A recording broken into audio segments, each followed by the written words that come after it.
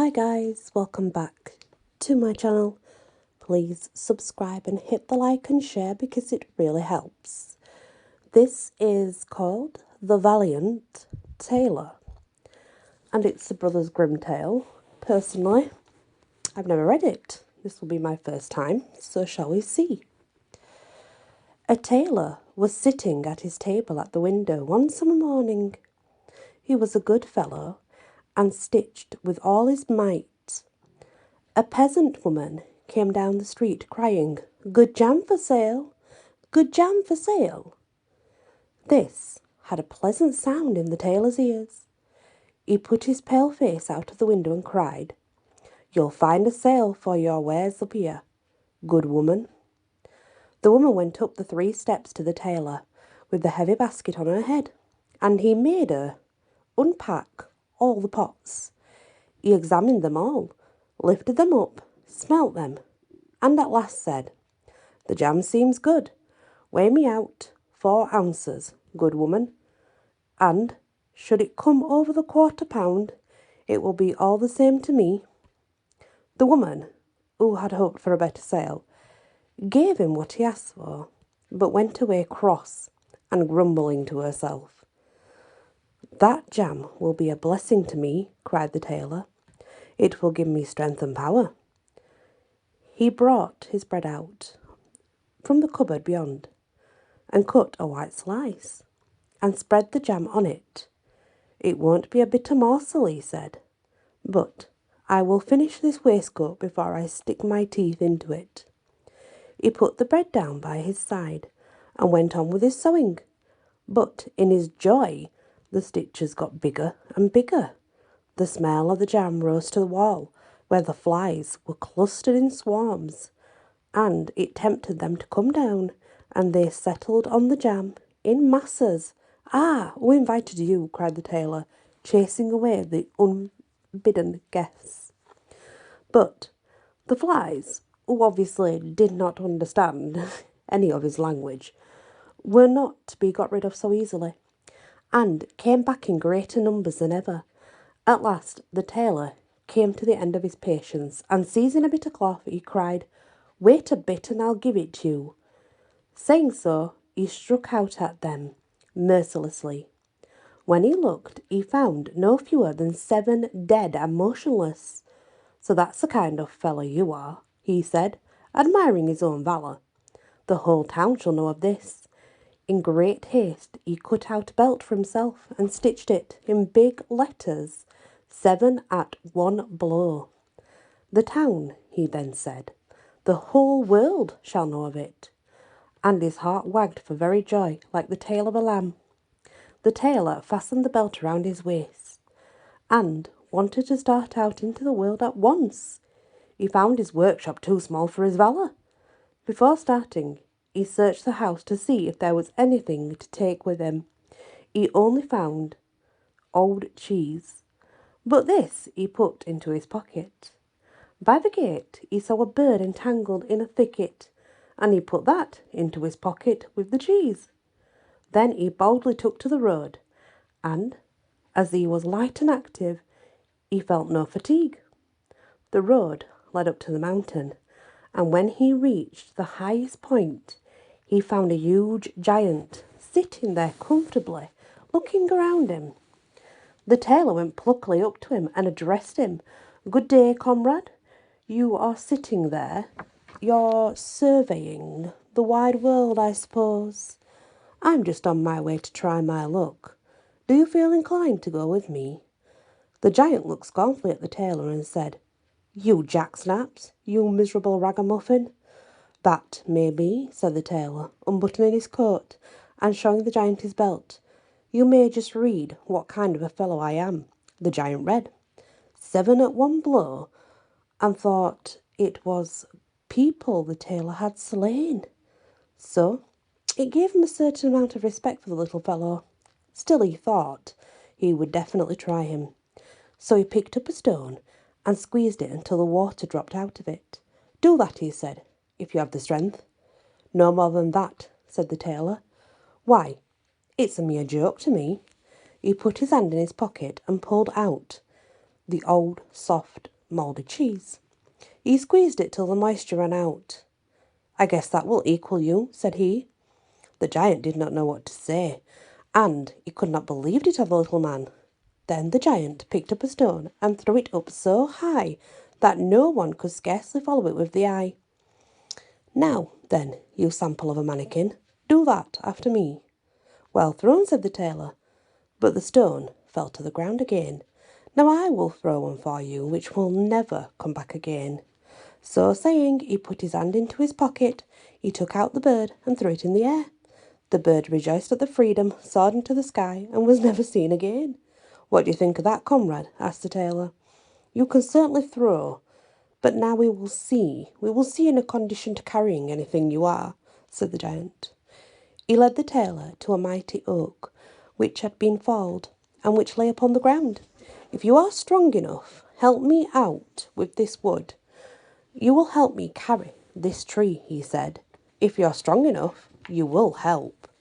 "Willingly, willingly," said the little man. "You take the trunk on your shoulder, and I will take the branches. They must certainly be the heaviest." The giant accordingly took the trunk on his shoulder, but the tailor seated himself on one of the branches, and the giant, who could not look round, had to carry the whole tree, and the tailor into the bargain. The tailor was very merrily sat on the end of the tree and whistled. Three tailors rode merrily out of town, as if carrying the tree was a joke to him. When the giant had carried the tree some distance, he could go no further, and exclaimed, "Look out, I'm going to drop the tree." The tailor sprang to the ground with a great agility, and seized the tree with both arms as if he had been carrying it the whole time. He said to the giant, "Big fellow as you are, you can't carry a tree." After a time they went on together, and when they came to a cherry tree, the giant seized the top branches, where the cherries ripened first, bent them down, and put it in the tailor's hand. He told him to eat. The tailor, however, was much too weak to hold the tree, and when the giant let go, the tree sprang back, carrying the tailor with it into the air. When he reached the ground again, without any injury, the giant said, "What's this? Haven't you the strength to hold the feeble sapling?" "It's not strength that's wanting," answered the tailor. "Do you think that would be anything to one who killed 7 at a blow? I sprang over the tree because some sportsmen were shooting among the bushes. Spring after me if you like." The giant made an attempt, but he could not clear the tree, and stuck among the branches. So here too the sailor had the advantage of him. The giant said, "If you are such a gallant fellow, come with me to our cave and stay the night with us." The tailor was quite willing, and off he went with the giant. They reached the cave and found several other giants sitting round a fire, and each one held a roasted sheep in his hand, which of course they were eating. The tailor looked about him and thought, "It is much more roomy here than in my workshop." The giant showed him to a bed and told him to lie down and have a good sleep. The bed was much too big for the tailor, so he did not lie down in it, but crept into a corner. At midnight, when the giant thought that the tailor would be fast and heavy in sleep, he got up. He took a big oak club and, with one blow, crashed right through the bed, and thought he had put an end to the grasshopper. Early in the morning, the giants went out into the woods, forgetting all about the tailor, when all at once he appeared before them, as lively as possible. They were terrified, and thinking he would strike them all dead, they ran off as fast as they ever could. The tailor went on his way, always following his own pointed nose. When he had walked for some time, he came to the courtyard of a royal palace. He was so tired that he laid down on the grass and went to sleep. While he lay and slept, the people came and inspected him, all sides, and they obviously read his belt. 7 at one blow. Alas, they said, why does this great warrior come here in the time of peace? He must be a mighty man. They went to the king and told him about it, and they were of opinion that, should war break out, he would be useful and a powerful man who should, on no account, be allowed to depart. This advice pleased the king, and he sent one of his courtiers to the tailor to offer him a military appointment when he woke up. The messenger remained standing by the tailor till he opened his eyes and stretched himself, and then he made the offer. For that very purpose I have come, said the tailor. I am quite ready to enter the king's service. So he was received with honour, and a special dwelling was assigned to him. The soldiers, however, bore him a grudge, and they wished him 1,000 miles away. What will the end of it? They said to each other. When we quarrel with him, and he strikes out, 7 of us will fall at once. 1 of us can't cope with him. So they took a resolve and went all together to the king and asked for their discharge. We are not made, said they, to hold our own with a man who strikes at one blow all 7. It grieved the king to lose all his faithful servants for the sake of one man. He wished he had never set eyes on the tailor, and he was quite ready to let him go. But he did not dare. You see, he figured that if he gave him his dismissal, he would kill him and all his people, and place himself on the throne. He pondered over it for a long time, and at last he thought of a plan. He sent for the tailor and said that, as he was such a great warrior, he would make him an offer. In the forest in his kingdom lived 2 giants, who, by robbery, murder, burning, and laying waste, did much harm. No one dared approach them without being in danger of his life. If he could subdue and kill those giants, he would give him his only daughter to be his wife and half his kingdom as a dowry. Also, he would give him 100 horsemen to accompany him and help. That would be something for a man like me, thought the tailor. A beautiful princess and half a kingdom are not offered to one every day. Oh yes, was his answer. I will soon subdue the giants, and that without the 100 horsemen. He who slays 7 at one blow need not fear 2. The tailor set out at once. He was accompanied by the 100 horsemen, but when he came to the edge of the forest, he said to the followers, Wait here, I will soon make an end of the giants myself. Then he disappeared into the wood. He looked about to the right and to the left. Before long he espied both the giants laying under a tree fast asleep and snoring. Their snores were so tremendous that they made the branches of the tree dance up and down.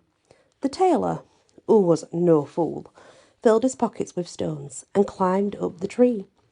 When he got halfway up, he slipped onto a branch just above the sleepers and then hurled stones, one after another, onto one of them. It was some time before the giant noticed anything. Then he woke up, pushed his companion and said, What are you hitting me for? You're dreaming, said the other. I didn't hit you. They went back to sleep again, and the tailor threw a stone at the other one. What's that? He cried. What are you throwing at me? I'm not throwing anything, answered the first one with a growl.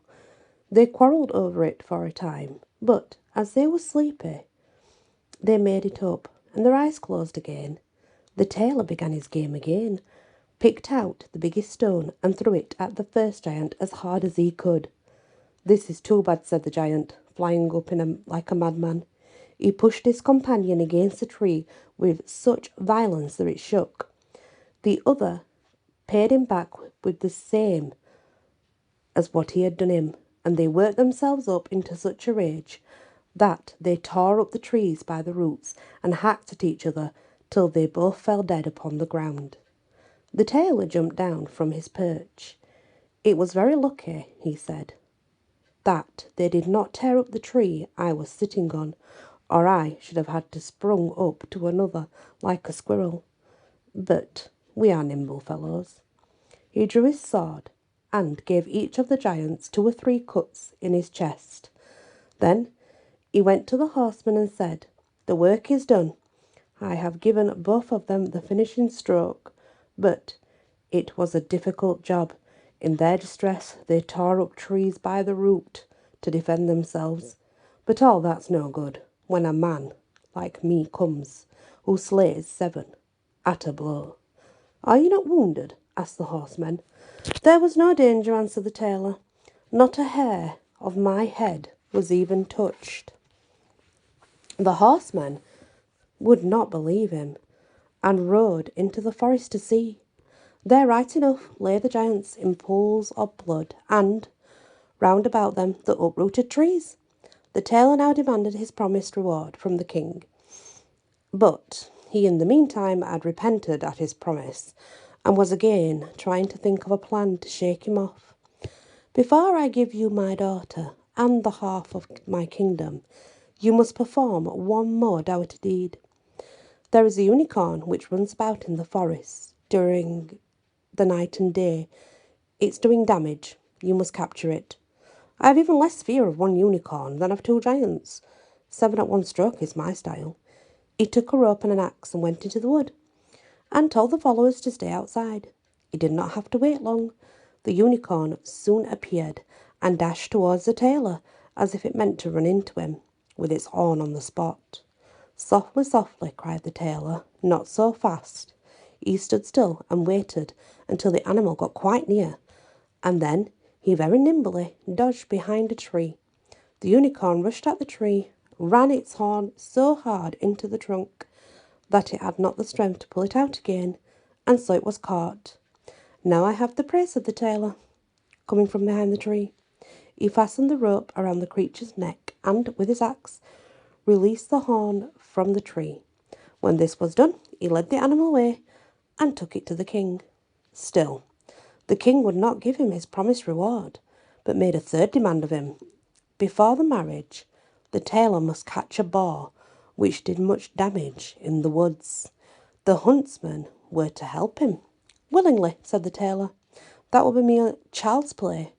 He did not take the huntsmen into the woods with him, at which they were very well pleased, for they'd already more than one had a reception from that boar, and they had no wish to encounter him again.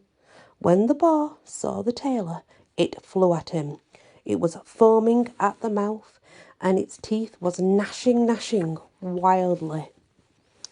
It tried to throw him to the ground, but the nimble hero simply darted into a little chapel which stood near. He jumped out again immediately by the window.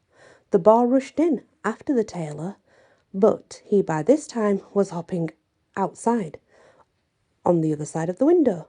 He quickly shut the door upon the boar.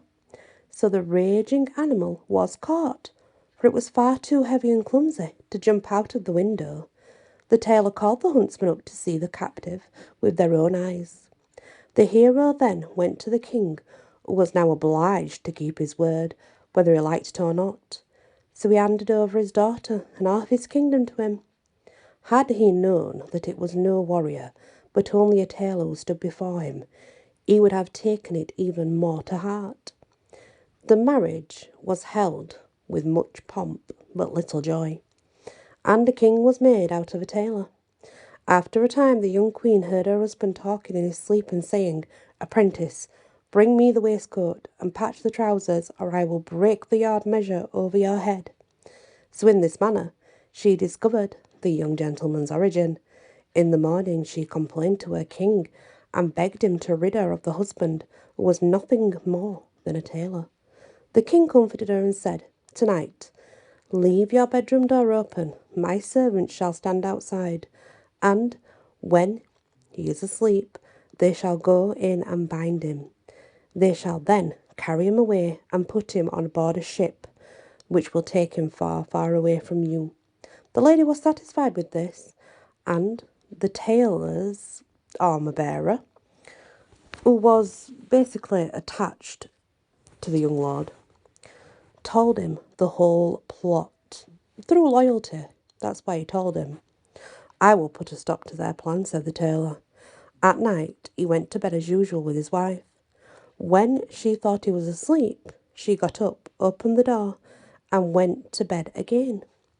The tailor, who had only pretended to be asleep, began to cry out in a clear voice, "Apprentice, bring me the waistcoat, and you patch the trousers, or I will break the yard measure over your head.